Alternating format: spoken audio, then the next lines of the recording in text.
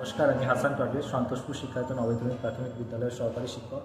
বর্তমানে যে এসআইআর কর্মসূচি চলছে সেখানে আমি ডিও কলকাতা সাউথের অন্তর্গত 161 বালিগঞ্জ অ্যাসেম্বলিতে পার্ট 47-এর বিএলও হিসেবে কাজ করছি। আমাদের কাজটা প্রথমে শুরু হয়েছিল 4 তারিখে। তখন ফর্ম ডিস্ট্রিবিউশন একটা ফেজ ছিল, যেখানে আমরা বাড়ি বাড়ি গিয়ে সমস্ত ভোটারদের ফর্মগুলো বিলি করেছিলাম। সেটা অত্যন্ত একটা চিন্তার বিষয় ছিল প্রত্যেক ভোটারকে সমস্ত অ্যাড্রেসে পাওয়া। কিন্তু যখন কাজটা শুরু হয়, এলাকার সমস্ত লোকজনের সহায়তায় এবং লোকাল বিএলএদের সহায়তার মাধ্যমে আমরা সেই কাজটা যথাসময়ে সম্পন্ন করতে পেরেছি। তারপরে আমাদের যে ফর্ম কালেকশনের ফেজ ছিল, সেখানেও সমস্ত লোকজনকে ব্যাপারটা বোঝানো আর প্ল্যানিংয়ের মাধ্যমে একটা ফর্মগুলো লোকজনকে বুঝিয়ে তৈরি করা, ফিল আপ করা এবং সেগুলো নির্দিষ্ট সময়ে তুলে নিয়ে আসা, সেটা সমস্ত মানুষজনের সহায়তায় আমরা করতে পেরেছি। তারপরে যে মেন কাজটা শুরু হয় আমাদের ডিজিটাইজেশনের ব্যাপার, সেটা বিএলও অ্যাপ একটা প্ল্যাটফর্মের মাধ্যমে আমরা সেটা করেছিলাম।